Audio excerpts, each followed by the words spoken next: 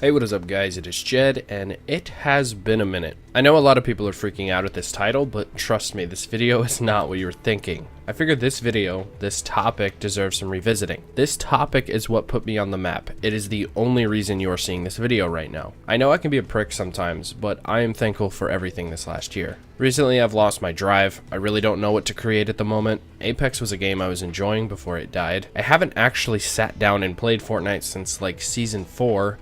I still occasionally try it just to figure out how something works for a video I'm working on.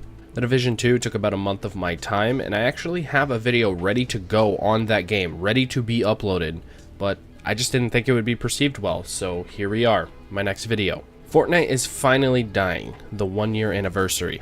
I'm going to be taking a look at where the game is now and how the year went after my claim. The game did better than I thought. To be clear, it's absolutely nowhere near where it was when I made that claim. On Google Trends, which checks all engagement with a piece of content across all aspects of the internet, Fortnite has decreased about 50% since last year. 100 being the game's peak in Season 3, at the time of mid-Season 4, June 10th, 2018, the day of Fortnite is finally dying, the game was at an 89. I admit, I was definitely early on my video. At this point, the game had only dropped 11% in player base since its peak. I made the video because of the complete outrage that the community was under. This was the time I think llamas were nerfed and floor drops were nerfed. People were not happy. So I rushed to say something about it. Despite not being entirely accurate, the timing of that video was amazing. Now, June 10th, 2019, the game is sitting at a 41. That is over a 50% decrease in engagement over the entire internet over the last year. And before people begin denying numbers they don't like, which happened here, allow me to debunk this thought process. Right here, we are on the Steam charts for PUBG, a very comparable game. This chart's gonna look different because this is condensed down into 3 lines, so this is much more compact and it looks a lot smoother. Regardless, you can see here, just the general shape of this. No one's playing it, no one's playing it. Jumps up into the millions and then dips down, right? Here's Google Trends. No one's playing it, millions of players, dies down. They're not identical, but this scale is obviously more dramatic because it's not condensed down into just 3 lines right here. This would be the top of the graph if it was looking at Steam charts. And it's not quite no one's playing it. It's, you know, sitting up a little bit, not quite completely dead. Same thing here. They're in the same exact spot. And you could do this with any game, and I promise you'll find the same result. As player population goes up, more people are looking into the game. And people say, oh, just because they're playing it doesn't mean they're looking it up. Someone could be looking it up and not playing it, which would hurt your argument. As a general rule, as player counts go up and down, so does Google Trends. It is our best measurement tool as a community to see how the game is doing. If you don't know player counts and you have nowhere to look but developer statements, jump on Google Trends, see how the game is actually doing. I'm gonna Photoshop an image of these because I'm sure some people are thinking, oh, these graphs are nothing alike. Yes, they are. This one's more dramatic because it is 5 lines here, and this one is only 3. These graphs are more similar than you think. So, moving forward, if we, as a community, don't have access to concurrent player counts, your best substitute is Google Trends. As I've said before, it is the closest piece of factual evidence that we have that suggests player counts.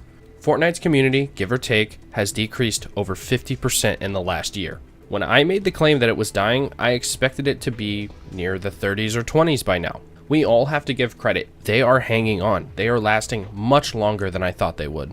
But this year hasn't been great for them. There was and still is much controversy surrounding the game. I'm sure we all remember when I called out the oddly smart behavior of Epic Games and how they'd quickly revert the game when their competition dies down.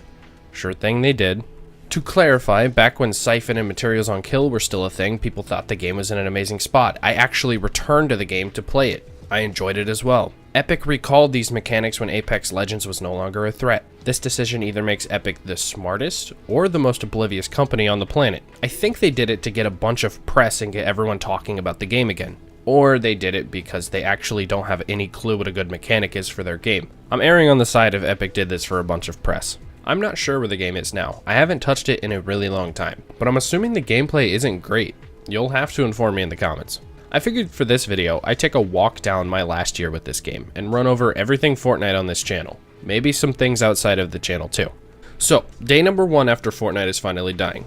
I only received a small amount of views, sitting at 1.1k I think. Most of you probably didn't know that prior to this video, I had about 4,000 subscribers and averaged 100 views a video. I thought that this video would hit like 10,000 views at the rate it was growing and then stop. Boy was I wrong. On day number 2, I got an additional 1.4k views. This video was really taking off and I was getting pretty excited about it. I was telling my friends, my family. Day number 3, my video got an additional 28,000 views and I was starting to consider the possibility that it was gonna blow up. I didn't think my video was worthy of going viral. I just threw it together so sloppily in a rush to capitalize on the community outrage. I was starting to actually worry. Day number 4, I was in full panic mode. My video received 106,000 views, and I was certain the internet was going to tear me apart. That's why I specifically called for everyone to be civil in the beginning of it. Day number 5. My video got slapped with an additional 400,000 views, and I did not know what to do about it. I really can't craft up words as to how thankful and scared I was. On day number 6, when I woke up that morning and I saw the number that I'm about to tell you, all I could think of is 2 years ago staring at the 79 subscribers, my biggest stuck point, I will never forget it, and thinking I will never make it. On this day, my first video and still my only video to have passed 1 million views. More specifically, I got 1.6 million views on that day, pushing it to nearly 2 million. But that wasn't all. Day number 7, 1 week after the video came out, it received 3.3 million more views in that 24-hour span. I seriously don't want you guys thinking that I'm flexing on you guys. That I'm not. This isn't the point of the story. I have nothing to brag about. I got lucky. I put the right video up at the right time and it just exploded. I was so unbelievably prepared for the massive traffic I was receiving both on YouTube and my Discord. I think I received 160,000 comments, and I made a pledge that I'm gonna sit down there and try to reply to everyone, and no human can do that. So many people were flooding in, doing the one thing I asked for, debating. It was an actual thing in my Discord.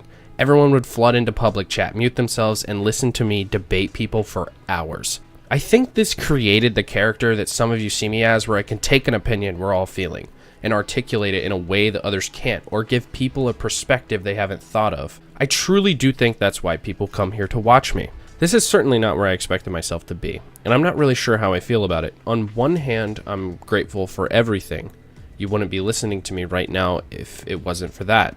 I've met some really cool people through Discord that come in and talk to me, but on the other hand, this is the reason I lost my drive. This isn't me. I like to sprinkle these types of videos in every once in a while.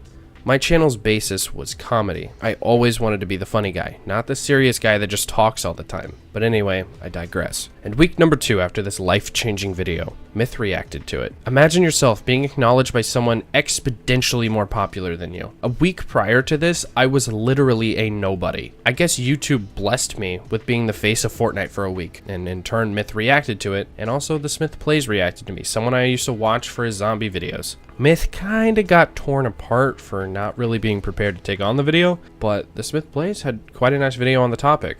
Thick Freedom, someone I genuinely looked up to, made this video.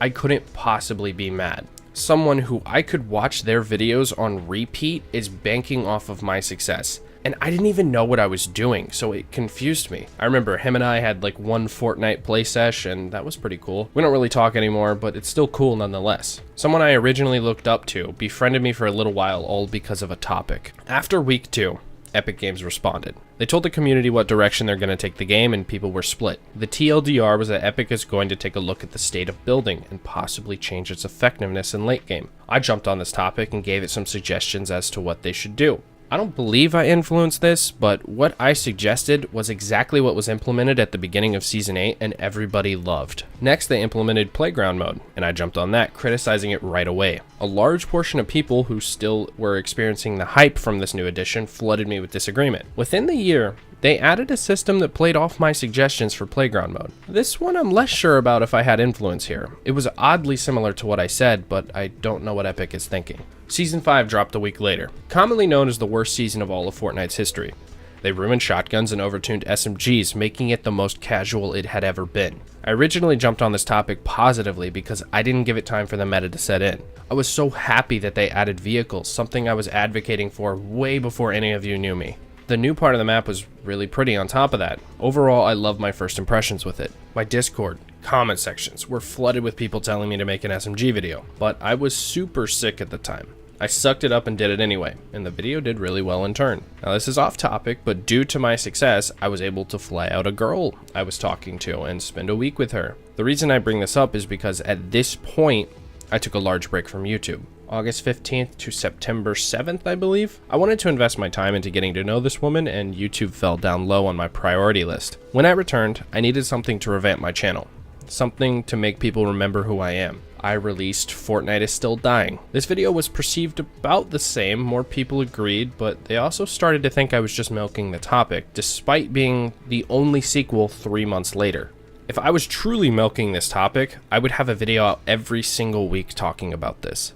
I kept pumping out uploads, keeping my name alive, but the unenjoyment was killing me. I kept up with the weekly uploads, but they were not what people wanted. I was getting hit with, do what you want. People were able to see that I wasn't enjoying the content I make. My effort in the videos dropped, and I was just flooded with all these people just telling me, stop doing it, stop playing Fortnite. If you don't like it, stop uploading. So, that's exactly what I did. I started doing comedy, but I still stuck to Fortnite. My mic was broken, so I had to record with a really bad mic, and I just did entertaining live commentaries. That was the goal. I wanted to see how they did. I was stormed with people accusing me of not caring for my fans and doing what they really wanted. Frustrated with this hypocrisy for my audience, I did it again. I did what I wanted to do. This was my favorite Fortnite video I've ever done. I loved making it, but I still got shit for ignoring the real fans. I was fed up with it. I made a video after a really bad update because I knew it was going to be liked. So I thought, I need something that will be a big release for me.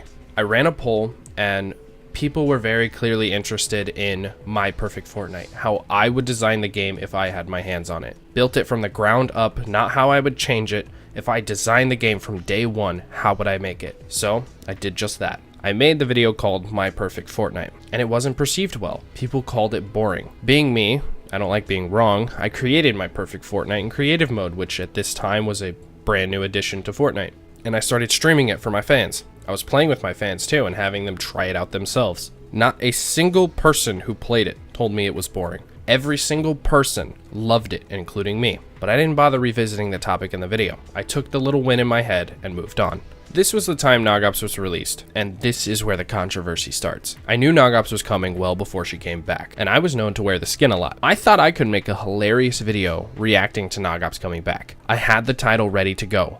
OG Nogops has a meltdown. This was viral material, and I was going to pursue it. But by the time I had started streaming to get footage for this, it had already started to backfire on my stream. People were taking it so seriously, feeding off of that negativity and sending it straight back my way. The stream was clipped, taken completely out of context to leverage a point that OGs are crybabies over skins. I was baffled that this piece of criticism was being thrown my way, and it truly showed me how dangerous the mob rule is. I didn't care about a skin, and it didn't matter how much that was true. People denied this to their grave and shit on my channel the entire way down. I widely debunked all this criticism around me, and people still sat in denial about it. I released a video responding to this, and despite being 100% correct, the video still got smashed with hate. That video goes over the factual reality within human behavior to desire the feeling of uniqueness and be different than someone else. This is why you have a Twitter account and seek an audience. This is why you choose different characters when playing a game with your friends. This was the point of the video, and it's not even based in my opinion, but you can't fight the mob. After this, I decided to take a break from Fortnite. I couldn't handle the community, so I decided to try and make videos on games I was actually playing. I hadn't played Fortnite since Season 5 at this point, and it was already Season 7, so I moved over to Sea of Thieves, which was recently popularized again by Summit. I tried to do some criticism because the devs were making a really bad move, and I wanted the game to remain good. People immediately started giving me shit for not playing enough or being too inexperienced for the game, despite knowing pretty much every single aspect of the game. I learned one thing from all of my comment section in that video, and I was told that I wasn't educated enough to form an opinion. Keep that in mind. I learned one thing from all the people disagreeing with me. They were trying to inform me of things they thought I didn't know about. I learned one thing, and it was a very, very simple mechanic. And even with that in mind, they told me I wasn't educated enough to form my own opinion on it. YouTube really started to bother me at this point. I know I'm right, but it doesn't matter against this mob. I tried a different game, Apex Legends. I tried to remain mostly positive about it during my review, and its ratio held up pretty well. Nothing to regain the credibility I lost due to the mob. So I went back to Fortnite. Everyone was telling me Season 8 was really good, so I tried it, and it was really good. I did enjoy it, but I didn't want people to be blinded to the real behavior as to why Fortnite was suddenly a playable game. I called out their behavior and made a prediction, a very simple prediction. And very, very shortly after, it turned out to be true. As previously mentioned, Apex bringing competition was the reason Fortnite was changing their gameplay to a playable spot. People loved it, but more importantly, it kept people away from Apex. Once people were no longer interested in Apex, the game went back to being bad, and had remained that way, I think, to this day. So I made a video on the topic that popularized me. Apex Legends is dying. Because it was. I went into this video so confident that I was correct, and it completely backfired. 49.8% like to dislike ratio, nearly a 50-50 split. Why did this happen? Because the claim was true. Even at the time of making the video, I was right. People mass disliked that video because of my apparent ego and saying some very blunt things. Due to how my Sea of Thieves video went and everyone telling me that I didn't have the proper credentials to make this type of video, I made sure to lay out all of my credentials before making any claims. Since my credentials happen to be better than most people's, I guess that means I'm boasting. And this still bothers me to this day. Hypothetically, if I was bad at Apex and I was completely honest with you about being bad at the game, nobody would have an issue with it. But when I'm good at Apex and I'm completely honest about being good at a game, suddenly I have an ego, or I'm flexing, or I'm boasting. This type of double standard was widely accepted in my comment sections, and I got heat for it. Don't get me wrong, I have an ego, but what I say is the truth. It might not be humble to always tell the truth, but honesty to me matters above all else. I was setting up my credentials properly to eliminate the assumption that I didn't know what I was talking about. This is to my fans. I love you guys, but when you do stuff like this, you seriously can't expect me to sit around and want to upload. This is one of the main reasons I took a 2-month break. That, and I really don't have anything to do videos on. This is where I am with YouTube. I will be playing Borderlands 3, and as of recently, I've been playing Minecraft. I probably have a video coming out on that soon. I missed you guys, and I honestly just want you all to come hang out in my Discord. You can get more specific updates instead of sitting around wondering if I'll ever upload. The link is in my pinned comment, and the link is in my description. Join that Discord and come talk to me. Okay, so this is the completely unscripted part.